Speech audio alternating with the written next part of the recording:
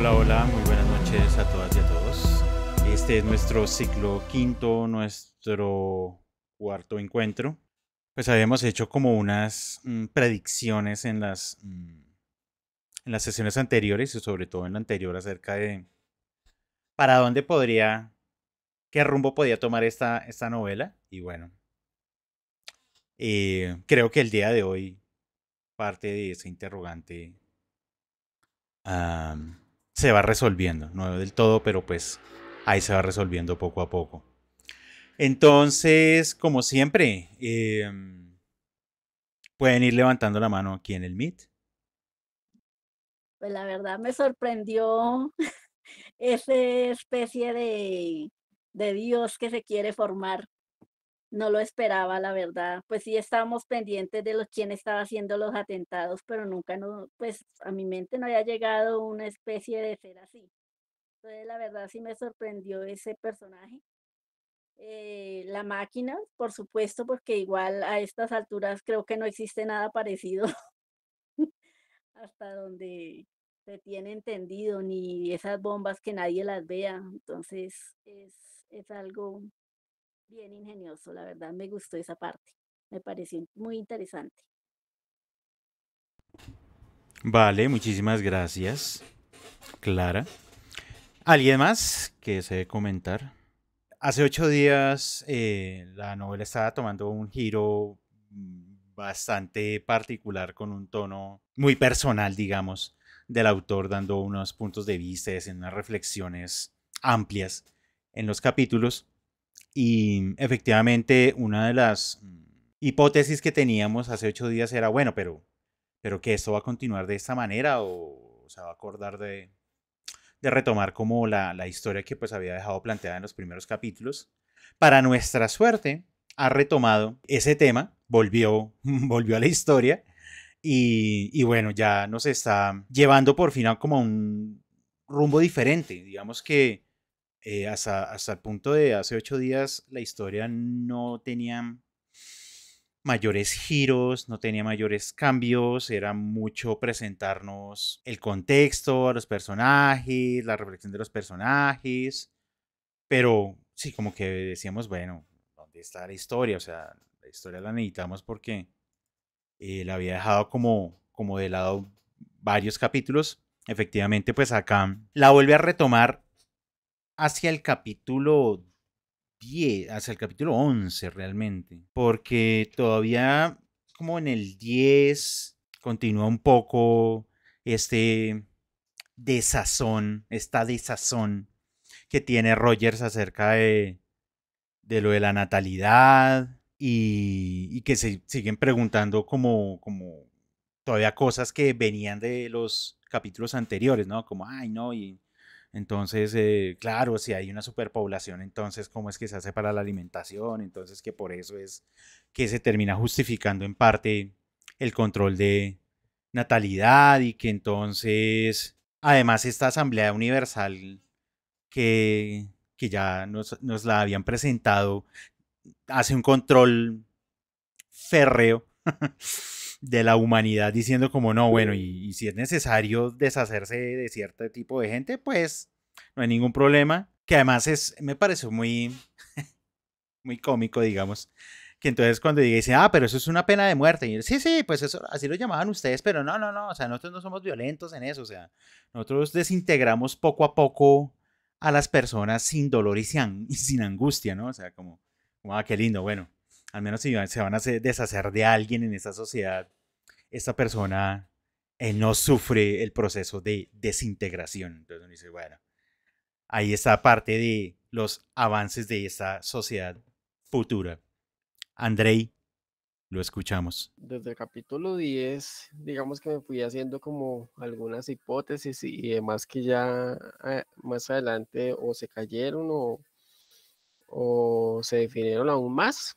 Entonces, digamos que ahí van y son, digamos que las ideas sobre natalidad, el lenguaje, la comida, las relaciones sexuales, en fin, me hacía una pregunta y es que si todo ese conjunto de ideas solo ha sido un proceso de construcción e introyección o por el contrario han sido todo un lavado de cerebro y una imposición, ¿sí?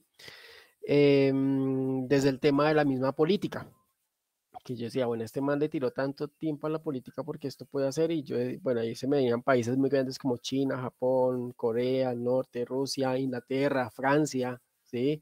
Estados Unidos, Canadá, que se las da a un país que es muy adelantado, muy respetuoso, pero sus empresas se comen al mundo entero, la naturaleza entera.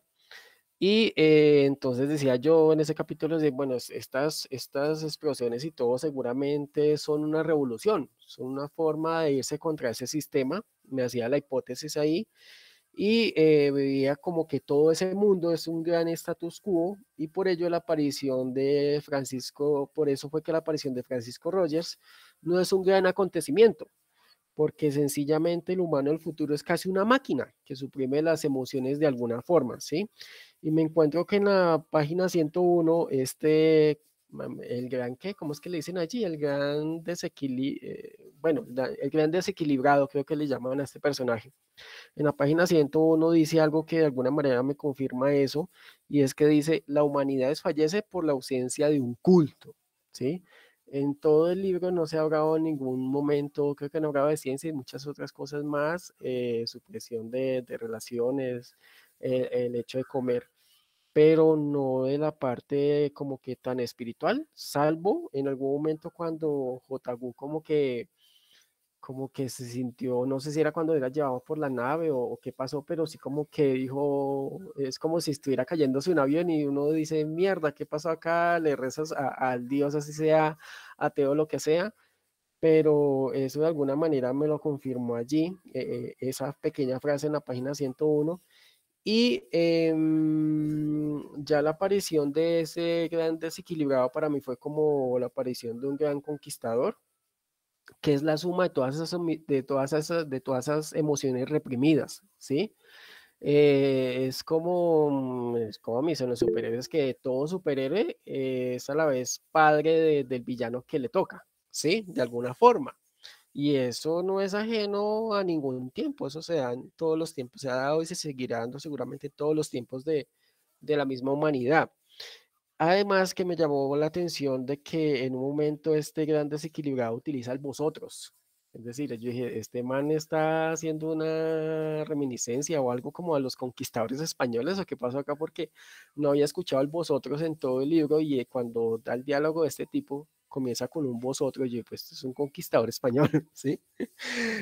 Hablando españolete como diría yo. Y se me pareció un poco a este personaje de Marvel, de Khan, el Conquistador, ¿sí? Y más adelante, ya terminando el capítulo 12, yo dije, bueno, me confirmo a mí mismo esa teoría de mí mismo, porque llega y dice como que ustedes creen que esto lo hice yo solo, no, esto lo hicimos un montón, pero fueron desfalleciendo y fue como a ver quién queda en la cúspide y solamente quedé yo. De alguna manera así es la historia de Khan el Conquistador cuando mata a todos sus iguales, ¿sí? Y queda solamente él, o hay una película de Jet Li, que protagoniza por Jet Li, que no sé si está basada precisamente en eso, que son mundos alternos, eh, y él tiene que eliminar a todos sus iguales para quedarse con el poder de todos, es decir, con la velocidad que a un superhumano nadie lo puede detener. No, creo que el único, se titula El Único, me parece, si no estoy mal, ¿sí? Bueno, y allí en la página 95 hay algo que me gustó mucho y termina diciendo, solo yo podré reivindicar los conceptos genuinos de la justicia sometiendo a mi voluntad a todos los pueblos del orbe. Yo dije, ahí está el síndrome de Salvador o Mesías, y de alguna forma, aunque el autor no lo coloca así, yo me imaginaba cuando él decía que con un solo movimiento de las palancas o de sus manos, yo imaginaba esa última película de Hackman, de Khan moviendo con su super tecnología, haciendo todo lo que podía. Me imaginaba como eso. ¿Sí? Son dos obras completamente diferentes, pero me lo imaginaba en mi cabeza leer eso, de que era con ese superpoderío gracias a la tecnología, ¿sí? Allá hay unos datos interesantes, no los pude mirar porque siempre leo ya al final y por eso entré un poco tarde. Y decía el término que 100, creo que eran 100, las expresiones eran como 100 toneladas por pulgada, por centímetro, no sé si eso hoy en día ya se da, no se da con las bombas atómicas, con las bombas de hidrógeno, no sé si eso se da, me parece un dato interesante como para corroborarlo hoy en día de cómo están esas fuentes de las explosiones y demás atómicas o de otras energías, como para contrastar un poco lo que dice acá esta novela con la realidad que tenemos hoy en día, 2023, suponiendo pues para el futuro. Por ejemplo, allí decía que ese avión o esa nave en la que iba este gran desequilibrado alcanzaba creo que los 50.000 kilómetros por hora. Hoy en día creo que el avión más rápido que lo tiene Estados Unidos, que siempre lo ha tenido como desde los 50 o 60, que veía que no, ni siquiera lleva un misil, no lleva nada, porque la velocidad es de más de 3.000 kilómetros por hora, que no hay nada que lo alcance. Entonces no necesita armas ni de ataque ni armas defensivas, porque pues ningún misil lo va a alcanzar. Entonces yo decía, bueno, acá hay una velocidad superior, no sé cuánto alcanzan las velocidades de los cohetes espaciales, pero pues estamos hablando de un aparato que está acá dentro de la atmósfera terrestre, entonces por ahí va bien como la cosa. Me llamó mucho la atención cuando hay un diálogo, o más que un diálogo, son como unas frases botadas entre Rogers y JQ, y dice Rogers al ver el gran desequilibrado, todo lo que está diciendo, este hombre es un loco, y JQ le contesta, un loco genial, ¿sí?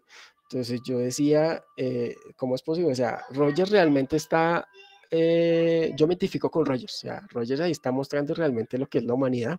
JQ no la está mostrando, a pesar de que más adelante en ese mismo diálogo, que es como un párrafo que él da, dice que a este loco hay como que traerlo y hay que humanizarlo. Yo digo, este gran desequilibrado realmente es humano. JQ no es un humano, salvo que ya algunas partes cuando me llamó mucho la atención, le reclamaba, o sea, ¿usted por qué hace todo esto? ¿Por qué elimina tantas personas en estos transatlánticos con todo esto que está haciendo, sin importarle que allí vayan hombres, mujeres? Bueno, no sé si lo dice tal cual, pero más o menos es como la idea. Y yo decía, bueno, ¿lo está diciendo porque realmente le importa a las personas o porque está desequilibrando el status quo que hay a nivel mundial? ¿Sí? Porque serían dos ideas diferentes y quizás es una lectura que estoy haciendo yo, pero pues creo que esa es la idea que deja un texto de que uno también lo redondee, y no solamente que lo redondee, sino que lo profundice. Entonces, por un momento, en eso voy. Hola compas, buenas noches. ¿Cómo me les va? Muy bien. ¿Bien, bien? Ah, bueno. Bien, bien. Vale, no, pues de nuevo encantado de estar aquí, escuchándolos y tratando de conectar un poco como lo que estaba pensando de la novela con las ideas que tienen. Me parece muy interesante la idea de Andrei sobre el conquistador, porque sí, ¿no? Digamos que en esa irrupción de este científico hay muchas preguntas, ¿no?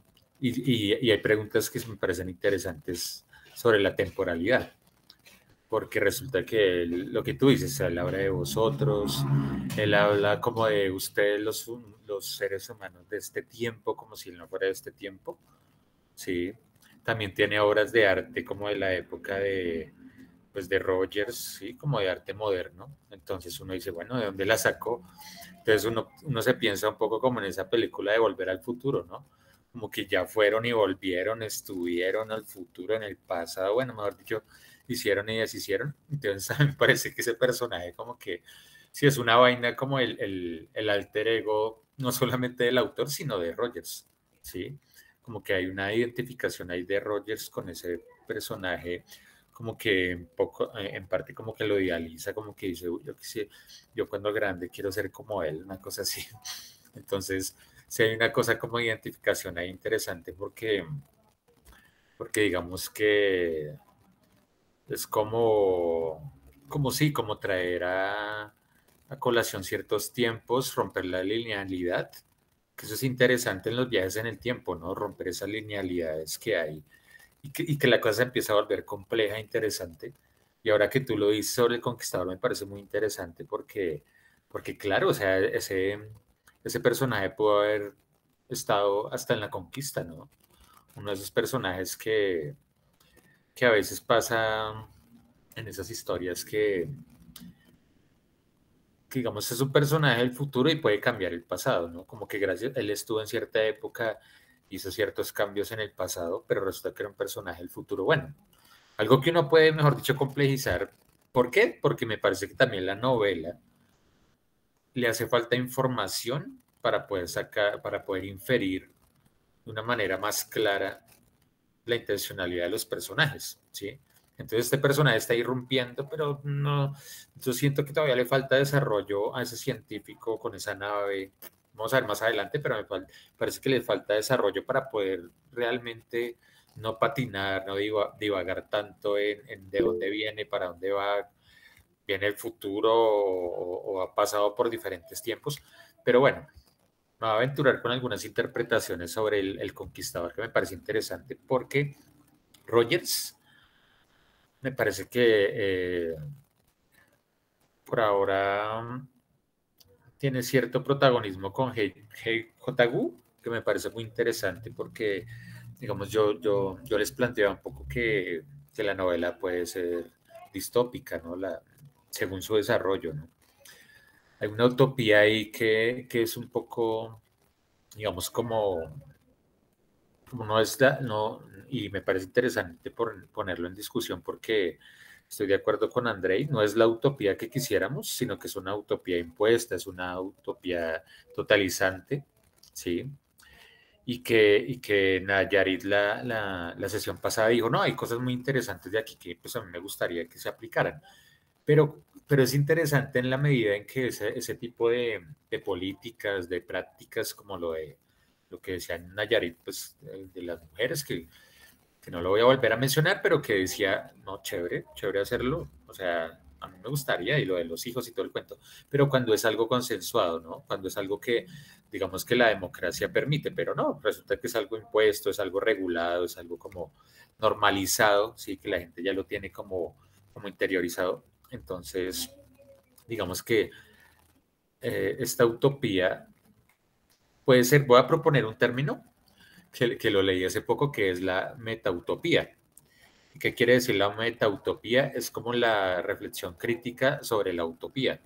Pues me parece interesante esa categoría, aunque digamos, algunas personas se incomodan un poco como digamos, que en meter así como, en clasificar tan rígidamente una obra literaria, pero me va a aventurar un poco diciendo que esta novela puede ser una metautopía porque es una reflexión crítica sobre esa utopía que está pasando, ¿no? Donde todos parecen felices, conformes, donde no hay ninguna resistencia. Entonces, digamos que la metautopía proviene desde Rogers al criticar ese presente desde su modo de ver la vida, ¿no? Desde ese pasado que en parte se perdió, la metafísica, cosas que de pronto él anhela, como esa visión espiritual de su época. Entonces, es una visión crítica de, de lo que es una utopía, ¿sí? Pero una utopía que da un poco de miedo por eso, porque es impuesta, ¿no? Entonces, estos dos personajes son interesantes porque, digamos que Rogers hace esa crítica y Hegu me parece que es un personaje muy interesante porque él, de alguna manera, los dos son muy interesantes. Hegu, de alguna manera, lo que está realizando es como, digamos, unas acciones que hacen que él se solidarice de alguna manera con el protagonista, ¿sí? De alguna manera lo entienda, se abra, ¿sí? Se abra a la posibilidad de entender ese protagonista que ha sido excluido por el tiempo futuro, ¿sí? Por el tiempo de Hegu. ¿Sí? Cuando él llega a ese tiempo, lo sacan de ahí, digamos, de estar ahí, digamos que congelado. Digamos que ahí lo que pasa es que todo el mundo como que no le da la importancia que él quisiera, ¿no? Que es también la importancia del pensamiento de la época moderna del genio, ¿sí?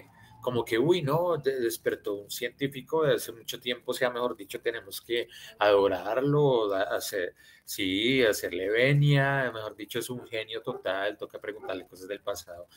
Es como una romantización, una adoración también de lo que es el genio, ¿no? Que en esa época romantizaba mucho eso, la locura, el genio que es loco, sí, que eso viene un poco del romanticismo también. Entonces es una herencia un poco de la locura romantizada, sí, que se ve como una manera positiva, ¿no? No como el loco prisionero que viene tiempo después, sino es un loco positivo, es un loco chévere, ¿sí? De admirar. Entonces está esa vaina de la locura como algo bien visto, que él quisiera que se viera bien, pero resulta que todo el mundo como que no, pues normal, ¿sí? O sea que, pues bueno, chévere, pero ¿y qué? ¿Sí? Entonces hay una falta ahí para él que es como, bueno, yo llego a este tiempo y no pasó nada, soy excluido. Eso me parece súper interesante porque con el comentario de Andrei hay un antagonismo interesante entre ese genio, ¿sí? Entre ese genio que es como una especie de dictador, ¿sí? Como, ese científico, y Rogers, que desde que llegó a ese tiempo ha sido excluido, ¿no? El conquistador es el que excluye, ¿no? O sea, la modernidad excluye, ¿sí? Porque digamos que en un sentido filosófico la modernidad es una totalidad cerrada, ¿sí? Entonces, ¿qué pasa con la modernidad? Se cerró y que excluyó. La modernidad desde la conquista, como lo dice Andrei, usando esa metáfora del conquistador. El conquistador, porque digamos que uno puede ver la modernidad desde modernidad y colonialidad, ¿sí? Una con la otra, digamos que surgieron, ¿sí? No surgió una primero y luego la otra, sino que modernidad y colonialidad se pueden ver al mismo tiempo. ¿Sí? Lo que pasa es que hay una versión de la modernidad que es como el ciudadano y no sé qué, y el progreso, pero la colonialidad hace parte de la modernidad, es un proyecto que viene desde la colonia. ¿Sí? Entonces, ¿qué excluyó la modernidad? Pues a nosotros los latinoamericanos, por ejemplo, ¿sí? A África, a Asia. Bueno, ha excluido una serie, digamos, de territorios, de cosmogonías, ¿sí? Entonces me parece que de cierta manera Rogers es víctima de la exclusión de esa totalidad. Porque ¿qué pasa? Son como las paradojas un poco del tiempo. Entonces, él se siente incluido en su modernidad, pero al viajar en el tiempo, encontrar una lógica o una realidad muy distinta a la de él, ¿sí? Que de todas maneras sigue siendo modernidad, pero es una modernidad con otras lógicas que él todavía no concibe. De alguna manera, me parece que él es un excluido, ¿sí? Él es una víctima, un excluido, ¿sí? Que nunca había vivido eso y que de alguna manera, por eso su inconformidad, ¿sí? Y Hegu, como dice Andrei, al decir, bueno, listo, o sea, acá estamos es pensando en el sacrificio de una cantidad de vidas humanas si no hacemos algo, ¿sí? Y algo práctico, porque resulta que la cultura de Hegu es práctica, ¿no? Más que de la espiritualidad, de todo eso es algo práctico. Entonces él tiene como esa capacidad de hacer cosas prácticas. Entonces me parece que él rescata precisamente una universalidad que sí es muy importante rescatar de la modernidad y es como respetar la vida, ¿sí? Como lo que tú decías, Diego, de Kant, ¿no? Como el imperativo categórico. Entonces me parece que una de las cosas interesantes de la modernidad es eso, ¿sí? Que nos dejan cosas universales que hay que respetar, que hay que llevar a cabo, dependiendo también de lo local. Pero digamos, una cosa es no matarás, ¿no? O sea, no matarás es universal. Y me parece que Hegu, él puede ser, digamos, yo le apuesto, más que a Rogers, yo le apuesto a ese personaje como un personaje que puede marcar la diferencia, que puede como darnos una esperanza de cambio, ¿no? Porque él está rompiendo con su época, está saliéndose de esa totalidad, de una totalidad que rechazó a Rogers y está diciendo como, no, venga, yo me voy a dar la oportunidad de escucharlo a él, de abrirme a él, que es una cosa que no hace el moderno. El moderno nunca se abre, por ejemplo, a la cosmogonía indígena, nunca lo hizo. Siempre la negó, siempre la excluyó. Entonces me parece que Rogers es súper interesante en ese sentido, ¿sí? y que está jugando un papel muy importante en este momento en la novela como personaje. ¿Sí? Entonces, pues les dejo otro término ahí, la metautopía, a ver qué va a pasar. Me está pareciendo chévere como un poco el desarrollo de los personajes, ¿sí? Porque empiezan a cambiar, se vuelve buena la cosa. Listo, compas. Gracias. Muchísimas gracias, Alexander. Vale. Sí, quiero resaltar de nuevo un poco lo que señalaba Alexander. Como la novela está narrada desde el punto de vista de Rogers, Rogers espera ser el centro de atención, porque claro, él era el científico de su época, pero resulta que efectivamente la sociedad se simplificó demasiado en comportamiento y en lenguaje. Entonces como que los periodistas lo miran como sí, sí, está bien, tú puedes explicarnos cosas, pero si ves, utilizas muchas palabras y tú representas un montón de cosas que para nosotros, o sea, para los del futuro, están un poco mal. O sea, como que no funciona así. O sea, no, eso sí era un problema. Entonces, claro, el pobre de Rogers estaba todo apocado, todo como desanimado, confundido. Y cuando aparece este personaje, este científico en su nave extraña, y que además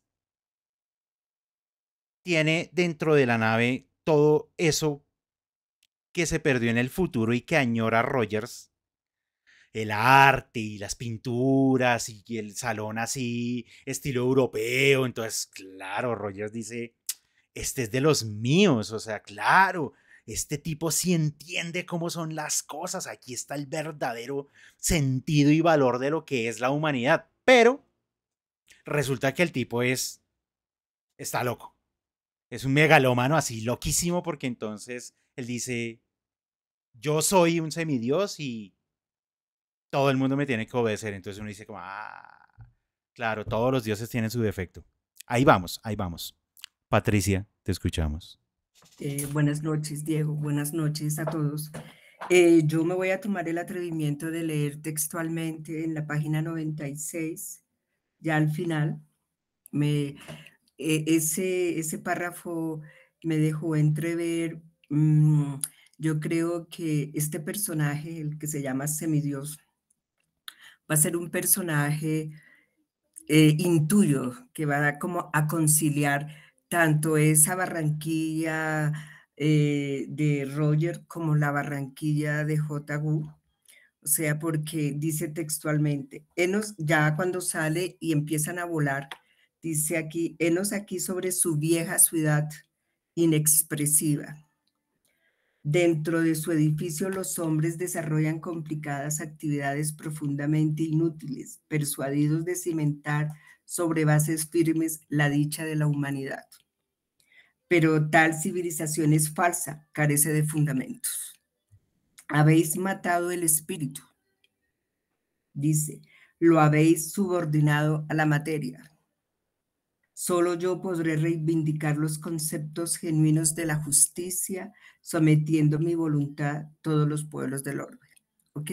Yo no lo veo, sí, eso puede ser un loco como un Mussolini, como un Hitler, pero yo veo que este man cuando dice todo ha quedado subordinado a la materia, habéis matado el espíritu. Yo creo que está analizando tanto la Barranquilla del 2132 como la Barranquilla de Roger. Y yo creo, intuyo, con todo respeto, que este va a ser como un mediador cuando ya estos dos personajes están a punto de escaparse. O sea, los dos personajes, a pesar de que han tenido pues sus discusiones con respecto a sus épocas, pero yo percibo que este loco, entre comillas, lo llamo yo loco, no puede ser, pero va a ser un personaje importante en el desenlace de la novela. Y hay otro tema aquí que me pareció importante con respecto a la cuestión de, miércoles se me pasó, bueno, En últimas, yo al loco loco no lo veo tan loco. Esa es mi percepción. Y de verdad que ese Roger va a jugar un papel fundamental en el desenlace. Eso era lo que quería decirte. Muchas gracias a todos. Muchas gracias, Patricia. Sí, este señor, eh, como ya nos quedan muy pocos capítulos, definitivamente va a ser muy importante porque, bueno, además pasa en el capítulo 12 que el periodista y Rogers están buscando la manera de salir de esta nave, que además no saben cómo entraron porque además ni siquiera nosotros sabemos cómo entraron. Entonces, claro, pues ni idea de cómo salir y están buscando la salida de la vaina. Y así de repente se les aparece este señor y les dice como, no, pero es que, vea, ¿sabe qué? Ni lo intenten. Ni lo intenten porque nosotros acá lo que va a suceder y que me imagino que para allá va a apuntar los últimos capítulos, no, ustedes se quedan acá porque tenemos que hablar un par de cosas. Entonces, claro, va a haber ahí una discusión muy interesante porque finalmente se ha terminado configurando la novela como posturas y visiones acerca de lo que debería ser la humanidad. Entonces, una la encarna el periodista, otra la encarna Rogers. Como bien señala Patricia, este nuevo científico como que las engloba a las dos, pero tiene además obviamente su propia propuesta, que es la que esperamos, o yo supongo, que tendrá que exponer de alguna manera en los capítulos finales para ver finalmente qué es lo que termina sucediendo, porque finalmente creo que por eso es que no los deja escapar, porque se van a sentar. O sea, ya sabemos que estos personajes son bastante conversadores, les gusta charlar muchísimo, les gusta sentarse y debatir. Pues estos efectivamente en este punto van a debatir porque son las tres posiciones que se encuentran acerca de qué es lo que debería ser la humanidad y qué es lo que ha ganado y qué es lo que ha perdido en el paso del tiempo.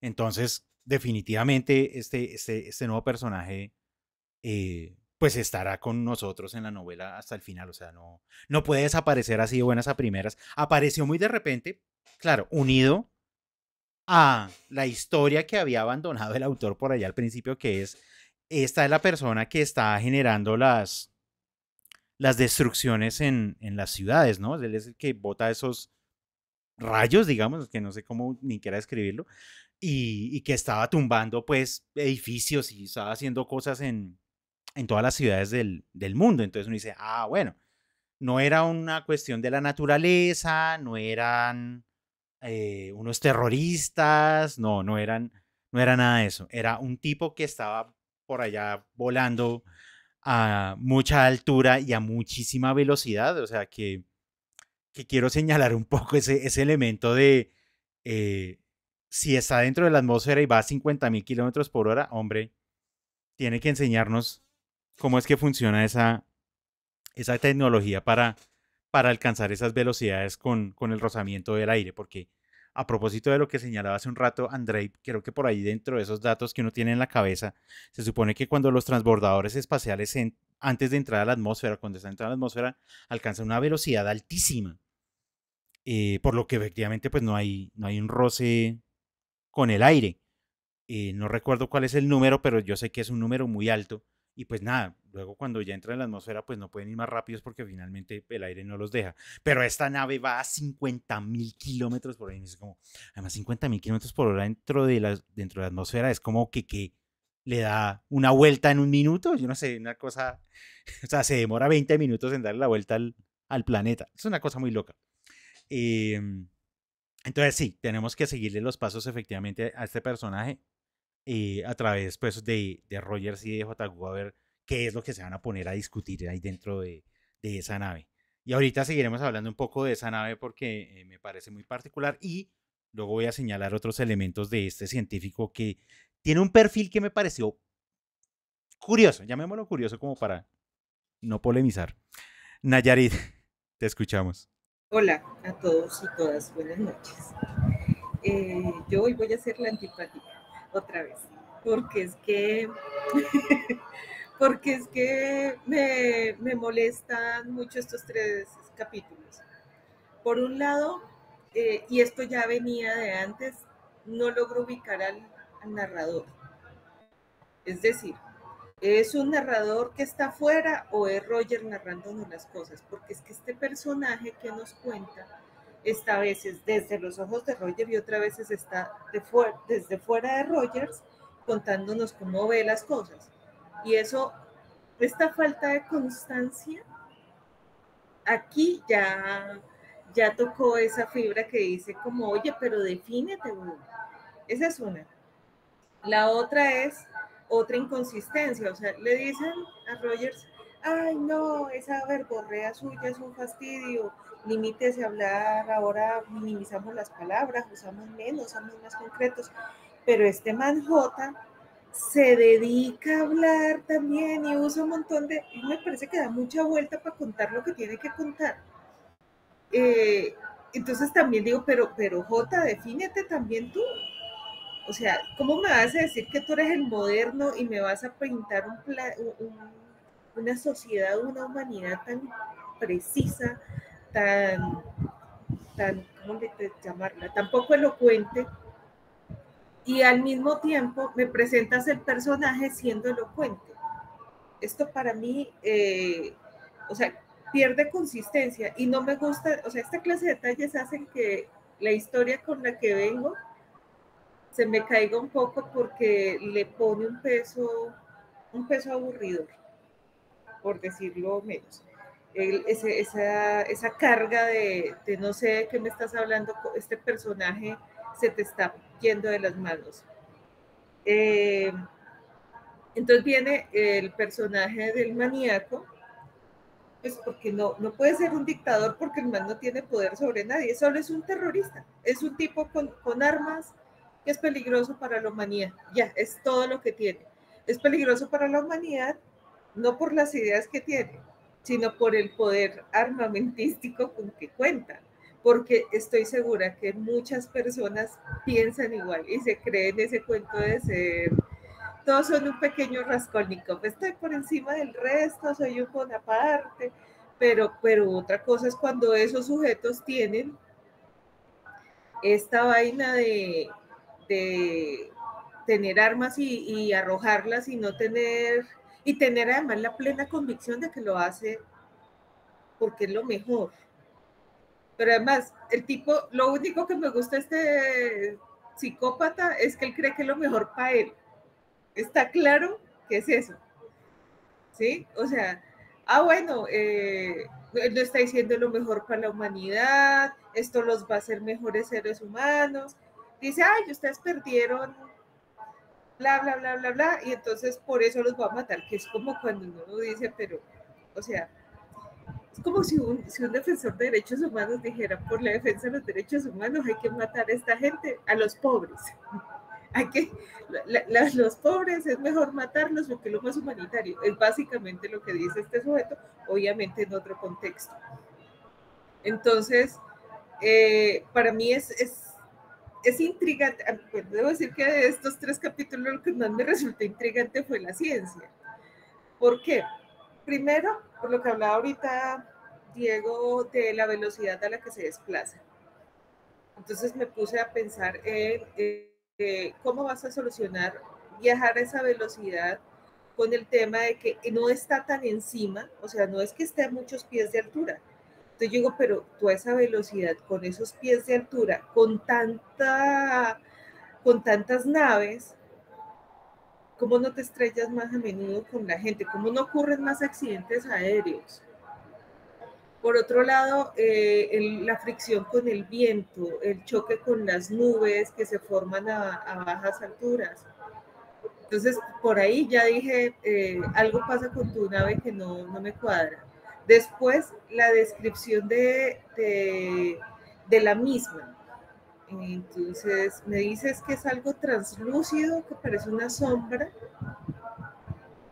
pero cuando me la describes por dentro ya no es una sombra y ya no es translúcida y tiene fuerza magnética, ¿sí? Es un imán, pero está hecha de radio. De radio. Y yo, ay, ¿cómo se nota que todavía no se habían dado cuenta que la vaina era letal? O sea, este sujeto tendría que ser brillante. Y lo mismo la máquina esa. Pues, pero eso es con ojos de hoy. Digamos que le doy un punto Osorio de que se hizo pues su idea de, bueno, yo pienso en una nave y me la pienso, pues el imán, el magnetismo es una energía muy poderosa, entonces está chévere, pero la energía tan poderosa, un imán que tenga la capacidad para atraer, por ejemplo, una nave, es una cosa muy pesada. ¿Sí? Salvo que más adelante me lo resuelva eran los alienígenas. Ahí sí digo, listo, hágale. Pero así como hoy, la nave no se sustenta con los elementos que hay. No entiendo la necesidad que tuvo Osorio de irse al decorado interno. ¿Sí? No sé si eso lo hizo en respuesta a algo que mencionó previamente sobre la utilidad y la belleza cuando habla de esos decepcionantes reinados, ¿sí? Es decir, que todo lo útil era bello y todo lo bello era bello en tanto útil. Entonces no sé si por eso, pero no tiene para mí mucha consistencia también que haya un maníaco con un arma tan poderosa, con una nave tan poderosa, rodeado de arte, y que su único proceso en este momento sea lanzar bolitas atómicas en las ciudades. O sea, es como, no sé, y mira que falta muy poquito, ¿sí? Entonces, hace que uno diga, ya a este personaje no le puedes dar más solidez. Perdiste tiempo o faltaron páginas, ¿sí? Porque aquí era necesario darle grosor y quitarle accesorios. Ponerlo más gordito y quitarle tanto arete que tiene porque hace también que se caiga. De todas formas, sí aprecio mucho el detalle del radio, porque pues este elemento, este es el elemento del oscurino. Y ¿cuándo fue que lo descubrieron? 1911. ¿Sí? Entonces dice uno, bueno, para esa fecha todavía no sabían mucho de él y está bien que él dijera, bueno, este elemento va a ser trascendente en el futuro y de seguro va a estar. Y tiene efectos y tiene utilidad armamentística. Y ahí el tipo acertó totalmente. Y es una cosa para quitarse el sombrero y hacerle venia a Osorio, porque es que tener esa capacidad de proyección sobre un elemento recién descubierto. Algo hablábamos, mencionaba Diego en otra sesión del acceso cultural al que tenía Osorio, porque es que ahí se nota la lectura, se nota que estaba al tanto de la actualidad científica. Y por último, un dato de color, y es que esta semana vi El Demoledor con nuestro querido Sylvester Stallone y Sandra Bullock, y El Demoledor se despierta en el 2032, o sea, 100 años antes que Rogers, pero la sociedad se le parece. O sea, en esa sociedad también la gente usa como mantas que son un tanto andróginas, la violencia ha disminuido, hay control en la alimentación, no alcanzan a llegar a todavía a comer en privado, pero hay control en la alimentación, controla la interacción sexual, controla la natalidad. O sea que básicamente quienes dirigieron esa película, el mundo si las predicciones continúan. Porque, o sea, si yo me voy al 2032 que pintan en esa película, esa sociedad en 100 años puede ser la que se va a encontrar Rogers, sin ningún problema. Entonces, aunque la película no es buena, es entretenida y da mucha risa encontrarse esos huevos de Pascua por ahí. Muchas gracias, Nayarit. Es curioso cómo una parte de la ciencia ficción le ha apostado muy duro a que el futuro va a ser un futuro, ¿cómo lo llamamos? Hipercontrolado, ultra organizado, súper regulado. O sea, como que para ciertas apuestas el futuro es una cosa que es una sociedad, llamémoslo de cierta manera, aséptica, ¿no? Además de tecnológica, sí, evidentemente, muy aséptica, muy limpia. Esta Barranquilla es supremamente limpia, los futuros son supremamente limpios cuando no son distopías, ¿no? Eh, entonces, como que, claro, uno siente que esta historia de José Antonio Osorio Lizarazo, claro, uno le suena mucho a cierto tipo de ciencia ficción que se ha hecho en los últimos 30 años, donde se imaginan como que el futuro es una cosa donde todos nos vamos a vestir eso, como con túnicas y como que no va a haber unas diferenciaciones entre las personas y todo este tipo de cosas. Entonces uno hasta cierto punto dice, bueno, interesante porque José Antonio en 1932 estaba haciendo ese tipo de apuestas y pues interesante que te terminan reflejando prácticamente 100 años después en ciertas narrativas y sobre todo en ciertas narrativas audiovisuales. Entonces uno dice, vale, interesante. Pero como señala Nayarit, yo sí también le he sentido ciertas inconsistencias ya a la historia. Y no a la historia en sí misma, sino a la manera como está construida. Sobre todo con la aparición de este nuevo personaje. Es decir, una de las lecciones más importantes que se le da a cualquier persona que está construyendo una historia es no presentes nuevos personajes en el tercer acto. Porque pues es evidente que no lo vas a poder desarrollar. No hay tiempo. O sea, no hay tiempo. Si uno mete un personaje en el tercer acto de cualquier historia, no hay tiempo para desarrollarlo. Va a quedar como medio empastado ahí a las malas para poder, y uno sabe que ese personaje va a venir a resolver algo a las malas. Si tocaría 2133. Sería la continuación de esta novela. Entonces, uno dice como, es el mismo Deus Ex Machina. Claro, es que a eso así termina funcionando en la novela. Uno dice como, este man llegó y apareció porque es el que va a resolver el problema en el que se metió el autor. Entonces uno empieza a sospechar un poco de este personaje. Uno dice como, bueno, no se va a terminar de desarrollar, como lo señala en Nayarit. O sea, y uno lo intuye es porque quedan 3 capítulos. O sea, no queda nada de novela. En 3 capítulos uno no alcanza a desarrollar. Es decir, este autor se ha gastado 9 capítulos y sabemos muy poco de los personajes. Sabemos lo básico de ellos. En 3 no va a armar uno nuevo. Es imposible. Entonces uno ahí dice, qué vaina que patinó de pronto en ese aspecto José Antonio. No sé, son cosas, me imagino, del momento, de lo que pienso, de lo que se pensaba que era la literatura. Quizás también se puede pensar un poco la apreciación que él tenía de la ciencia ficción. Es decir, algo que yo desconozco profundamente es cuál era la visión que tenía José Antonio Osorio Lizarazo acerca de la ciencia ficción.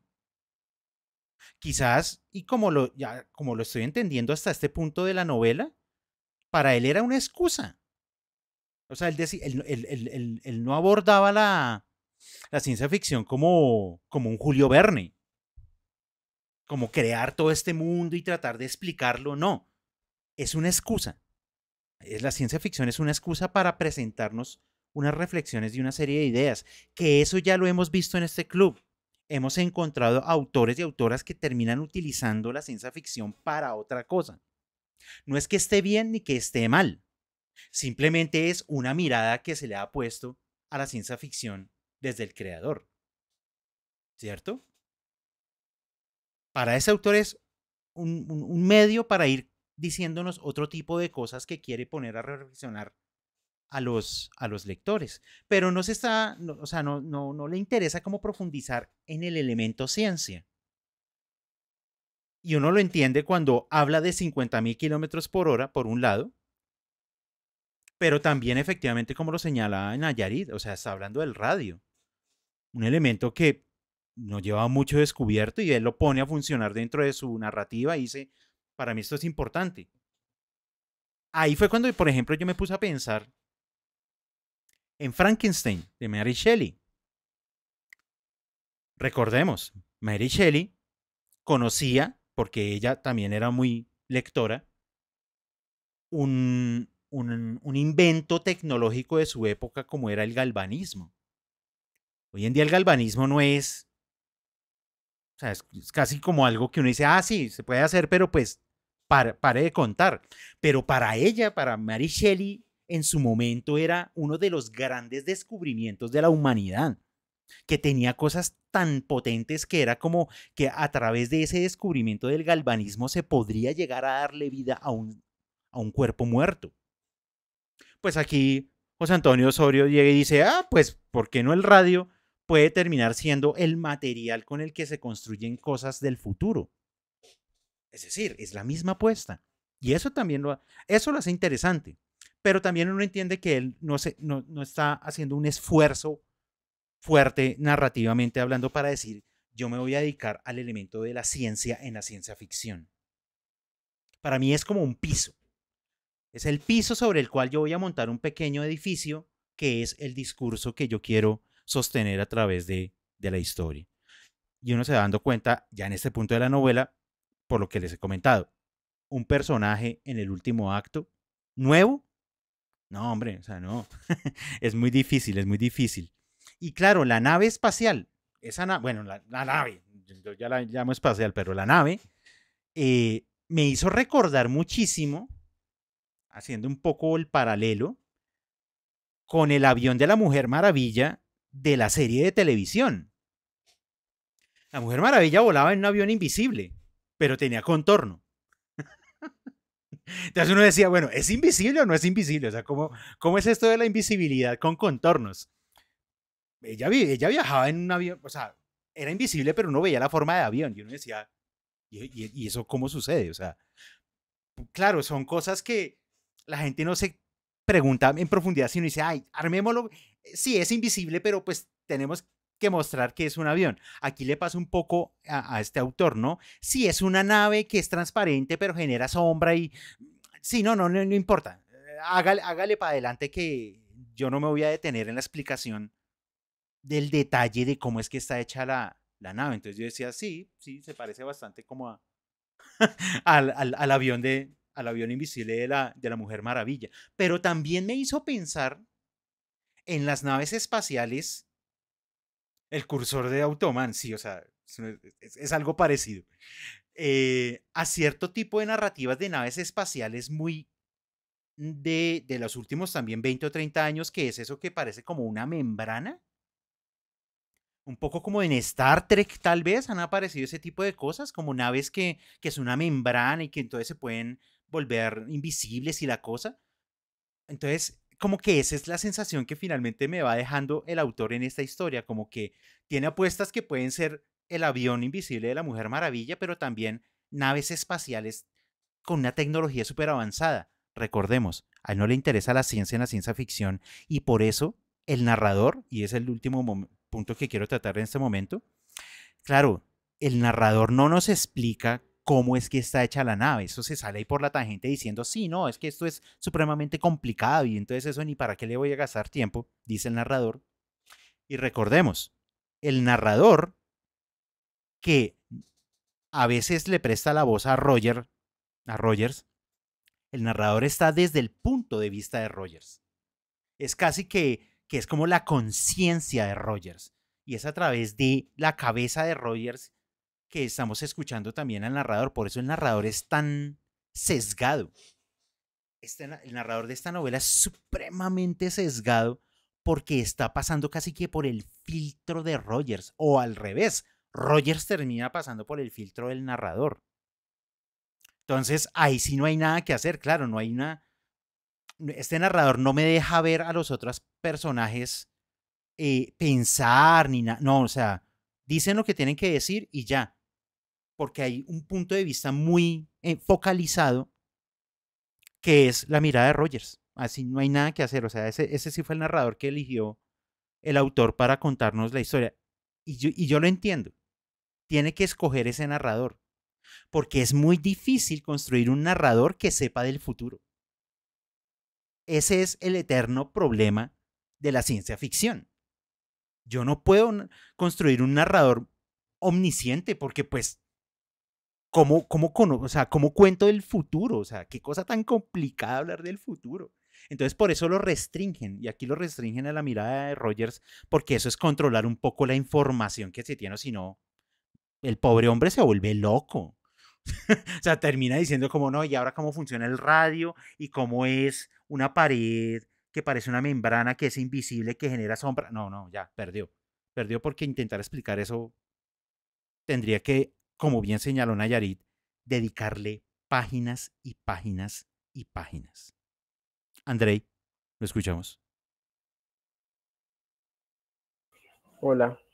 Yo había puesto ahí en el chat que me iba a alimentar en público, pero pensaba, la cosa de alimentarse es una vaina también de confianza, porque como te dije, no, cerremos ya la cámara, ya es demasiado, ¿sí? Pensaba, me gustó mucho el término que utilizó ayer en ese momento como, ¿cuál fue? Defínete, ¿sí? Me reía y todo, pero decía, pues sí, es cierto, y pensaba en el que para mí es mal llamado lenguaje inclusivo, ¿sí? Sencillamente porque, por lo menos desde la escritura que he estado armando, que hago, yo digo, pues realmente decir lenguaje inclusivo saca el resto por fuera, ¿sí? Termina siendo excluyente y termina diciendo como que no, esto está mal, como que la literatura que se ha hecho anterior a esto está mal. Y yo me preguntaba, ¿será que vamos hacia allá? Y coloco ejemplos de tecnología de sociedad. El primero que grabó un disco vinilo fue Enrique Caruso, y eso fue el boom y vendió no sé cuánto, si el millón o no sé cuánto vendió, pero fue muchísimo la locura. Después el cassette, después el CD, después ya ahora lo digital, y ahora estamos volviendo nuevamente a los discos de vinilo, ¿sí? Entonces, como que la humanidad llega a ciertos momentos donde se llena demasiado, trata de simplificar, pero vuelve y se expande. Entonces creo que esto en el lenguaje también lo es, y es en la forma en que hacemos las tipologías hoy en día, las clasificaciones, donde clasificamos y segmentamos tanto, que yo digo, ¿será que en el futuro se llegará un momento de que se ha clasificado tanto, la minucia tanto, que ya luego se quiere simplificar? ¿Será que Osorio en ese momento podrá llegar de pronto a tener razón? Me queda esa pregunta. Estaba diciendo, había otro dato importante que se me pasó por alto, y es que no sé si Akira Toriyama, el creador de Goku, se leyó Barranquilla 2132, porque ya aparece para mí lo que vendría siendo la cámara esta en la que Goku y Vegeta entrenan. Cuando este gran desequilibrado les aplica 5 toneladas de peso a Rogers y a Jotaguchi, o sea, 5 toneladas ya es demasiado, solo aguanta un Saiyajin y demás. Sí, entonces, y había una parte que Nayari decía que sí, yo decía acá como que la única inconsistencia, no sé si fue por cosa de lectura mía o porque realmente aparezca en el libro, es que decía que me parece que llegó un momento donde él decía que la nave como que no tenía magnetismo, pero Jotagu hizo que sí, que hizo no sé qué para que la nave lo atrayera. Entonces como que yo, ¿tiene o no tiene magnetismo? No sé si fue una lectura que yo hice mal por andar corriendo, o si realmente fue así, pero fue como la inconsistencia, porque ya lo otro me parecía a mí que era tecnología. Por ejemplo, desde hace ya décadas se han estado investigando cómo en Superman que aparecen los cristales, que los kryptonianos utilizan los cristales para toda su tecnología, para guardar toda almacenar memoria, además, todos los eventos. Desde hace décadas se ha estado investigando de cómo los humanos podemos en los cristales, en el cuarzo y demás, llegar a almacenar datos, ¿sí? Incluso había leído yo hace ya años que ya hay una tecnología, sino que esos son como que artículos que salen así y no dan mucho revuelo y los sacan y vuelven y los guardan, en donde a nivel de partícula ya se ha comenzado y se ha logrado guardar y almacenar información, ¿sí? Entonces una partícula así como si fuera el ADN, entonces son cosas que se han estado adelantando y según entiendo la nave sería más o menos como eso. Si le habría faltado a José Osorio haberse inventado otro término como el adamantio, bueno, como vibranium, como todo esto que se le inventaron, sí le habría faltado de pronto un poco más de arriesgarse, pero quizás el argumento de lo que dice Diego puede que tenga razón en eso.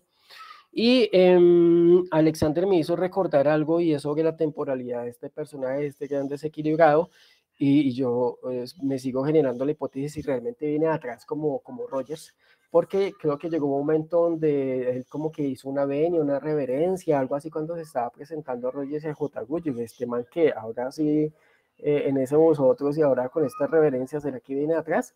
¿Será que en lo que dije en los primeros capítulos de que se estaba, ya se me olvidó el nombre del médico, el que volvió a la vida a Rogers, Bars, no me acuerdo cómo se llama, algo así, yo decía, bueno, está supuestamente el mejor científico de la historia del futuro porque inventó o halló la cura para el cáncer, con este que es 200 años en el futuro, vuelve a tener vida, digamos, este es el super científico, el de atrás para mí, Rogers, ¿sí?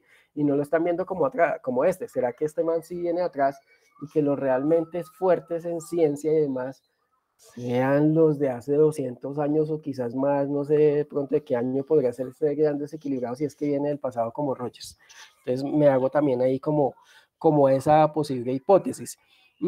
Y la única cosa buena que yo le he escuchado al autor a Fernando Vallejo, porque yo lo que lo he escuchado cuando el tipo habla por fuera de Colombia es una mansa paloma, tira flores, todo lo más de bonito, y cuando viene a Colombia es una peste para mí.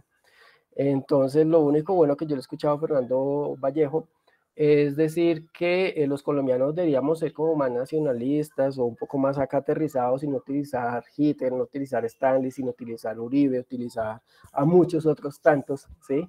Que han pasado por nuestra historia. Y este tipo es básicamente eso, o sea, los grandes déspotas y mal llamados quizás conquistadores, que realmente han sido genocidas, están representados acá en el Gran Desequilibrado. Y yo pensaba en el título de la película de Charlie Chaplin, El Gran Dictador, ¿sí? El Gran Desequilibrado, El Gran Dictador. No sé en qué época habrá salido la del Gran Dictador. Por acá, que no se pueden... bueno, lo de los cristales, esta película Indiana Jones, de las calaveras, se supone que si hay 12 calaveras, o estos días veía a un mexicano el que presentó, yo no vi bien esto, cómo sería la noticia, pero los cuerpos de los posibles extraterrestres, o como haya sido, pero mostraba en la casa del que tiene una de esas calaveras, y tiene la calavera rosada, que se supone que son 12 de esas calaveras, y que se supone esas calaveras tienen información guardada. Vaya a ver si es cierto o no es cierto, pero pues ahí es como interesante eso. Muchas gracias, Andrei. Ya que mencionó a Akira Toriyama, me pone a pensar en las bolas del dragón. Pues finalmente las bolas terminan guardando al dragón. Entonces uno dice, pero bueno, eso ya estamos echando globos de una manera demasiado loca. Creo que nos abandonó Fran. Aló. Lo escuchamos, Frank. Sí, me preguntaba, bueno, pues un sistema planetario o una nave que rompe las leyes de la física se alimente como al final de toda esa energía de la soledad, ¿no? Que sienten los personajes, de todas sus preocupaciones, de todo el absurdo, de todo el acomodo, ¿cierto? y que redirija esa energía espiritual a una lucha. Ustedes que les gustan los superhéroes, yo no sé cómo que sería, como un mago místico, ¿cierto? Que aproveche toda esa energía y si existe un planeta donde se va acumulando. Entonces, no, a mí me pareció interesante ese giro de pasar de un sistema de máquinas y político, tal vez a uno metapolítico, y es que ahí cae la trampa, o sea, si uno es politólogo, uno diría, no, pues está hablando de una realpolitik, ¿cierto? Entonces pasó de un sistema de instituciones y de constructivismo, ¿cierto? A un sistema el más poderoso es el que ataca primero, ¿cierto? Y ahí nació Israel, ¿cierto? O nació, aparte de las Naciones Unidas, salieron ahí otros estados súper violentos y se crea esa política de la realpolitik, eh, mm, como lo decían ahorita, forma de un nuevo imperio, ¿no? Como las naciones imperiales. Entonces, no, digamos que eso a mí me gusta que abra esa puerta. No sé si ahí sí yo estoy de acuerdo, no va a haber tiempo para desarrollar todo ese misticismo eh, que, pues que es, la gente cree más en el misticismo que en la tecnología, ¿no? Entonces, em, sí, entonces eso sería bueno que lo hubiera desarrollado porque le daría mucho peso a la novela, em, muchos movimientos inesperados, muchas formas de explorar los silencios, de direccionar los ataques, ¿cierto? No solamente al mundo físico, ¿no? Sino como una inmovilidad por el estrés o algo así, no sé. O borrar la memoria por Alzheimer o obesidad por el holocausto, cosas así que han pasado, ¿cierto? En la siguiente generación. Entonces, sí, o el peregrinar eterno de los migrantes por buscar una riqueza inexistente, por una ansiedad incontrolable. Eh, eh, entonces sí, o el mundo de los karmas tan rico que es y todas esas culpas, eh, cómo dominan los objetos también de forma sencilla, ¿no? Como todo lo que plasmamos al mismo tiempo nos posee y todo eso. Hubiera sido interesante ahí en la novela, pero pues también quería decir que el viaje, creo que son 12.000 kilómetros para poder abandonar la fuerza gravitacional que tienen que salir los cohetes, ¿no? Eh, de la atmósfera, o sea, pues ya sabemos que la gravedad es un mito, ¿no?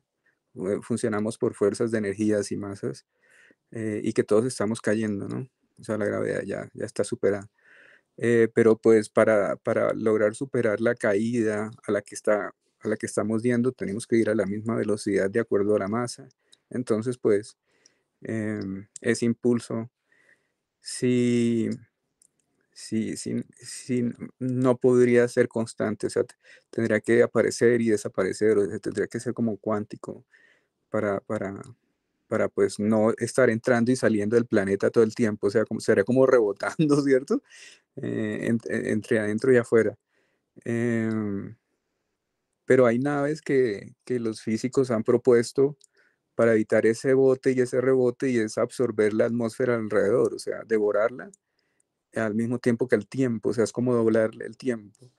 Y esa es la fórmula en la que están trabajando y el líder es un mexicano. Entonces sí sería posible sin reglas de centrípetas y centrífugas y todas esas que conocemos, sino como unas reglas doblando las leyes de la física, o sea, sí ahí eh, mm, transformando lo que conocemos como con una licuadora, ¿no? Se podría ir a esa velocidad, digamos, si se suma la velocidad de la nave y la velocidad de absorción y el mismo espacio termina como siendo el impulso.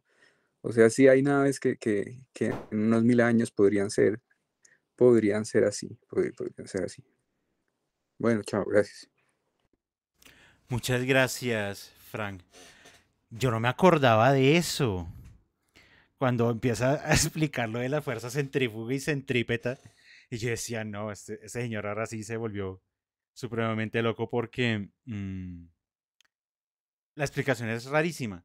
Que finalmente lo que casi que me dio a entender cuando pasé por ahí, pues lo puse en una nota ahí al pie.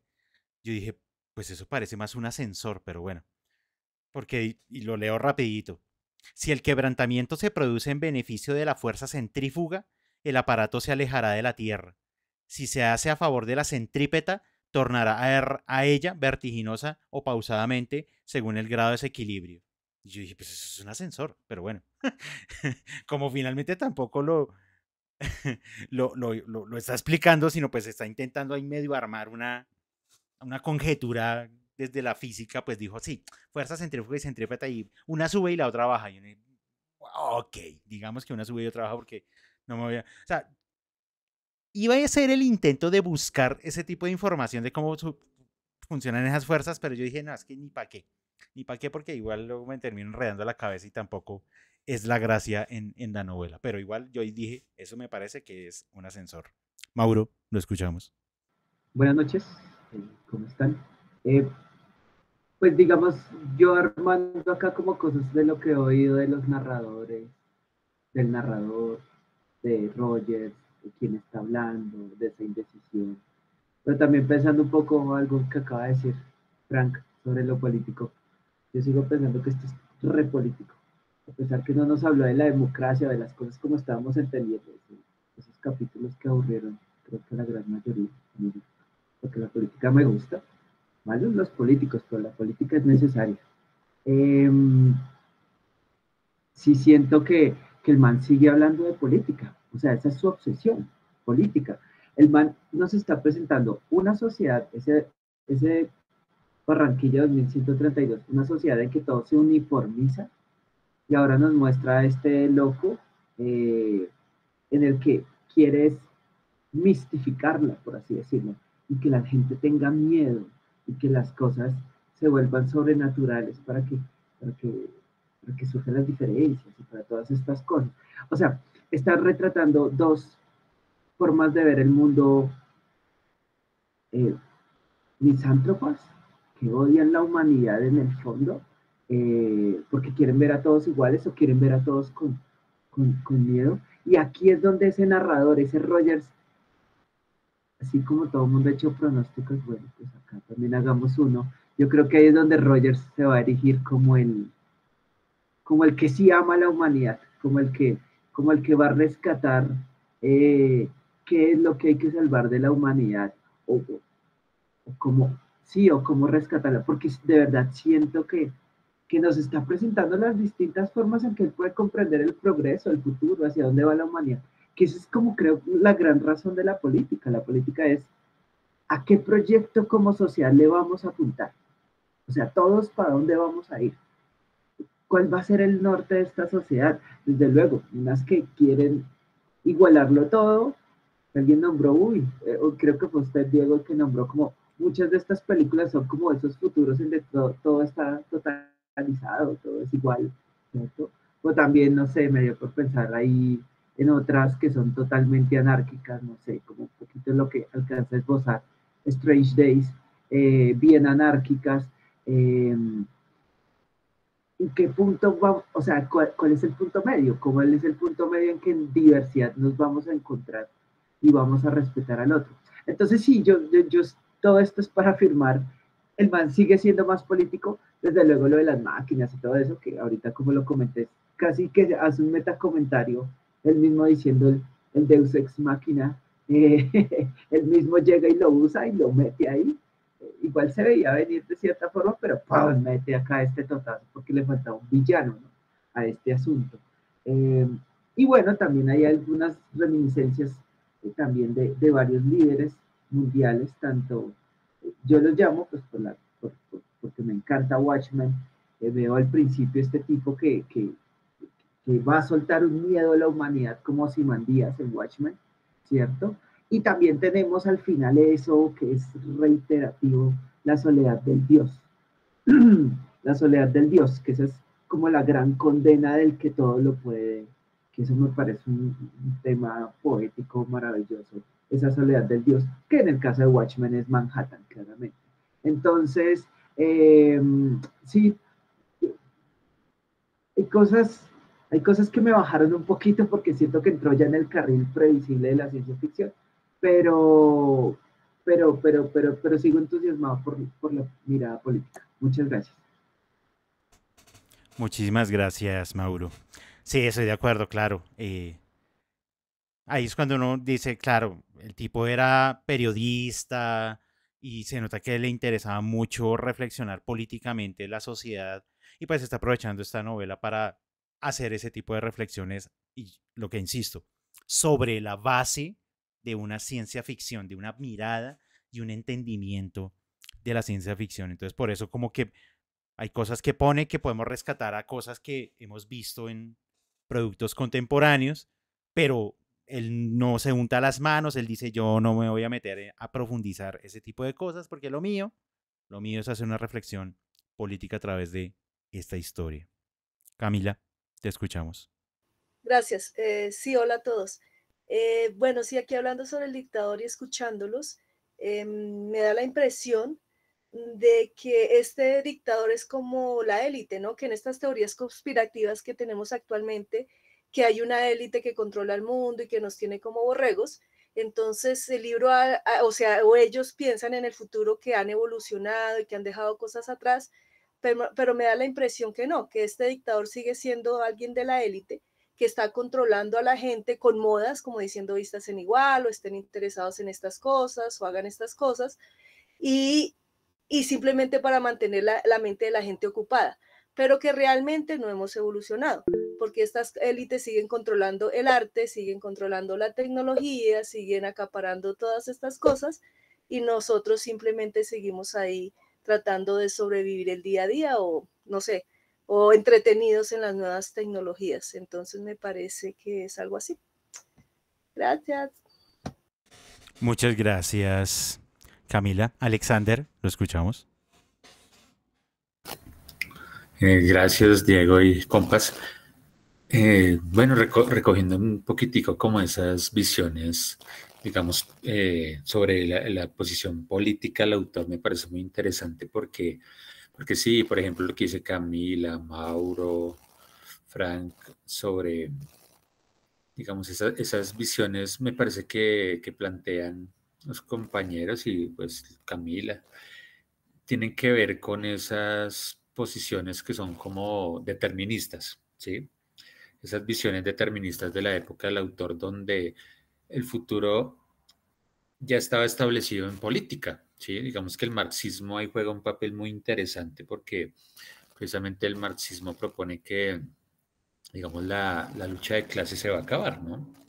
Con, pues, el socialismo desde la versión marxista propone que la lucha de clases se acaban y hay, digamos que, una sola clase social que de alguna manera va a vivir del trabajo y de alguna manera lo que plantea la novela, ¿no? Que digamos esa tecnología va a permitir que la gente ya no esté esclavizada, ¿sí? Y me parece que en parte es la visión del autor, ¿no? Él se basa mucho también como en esa visión del socialismo, ¿sí?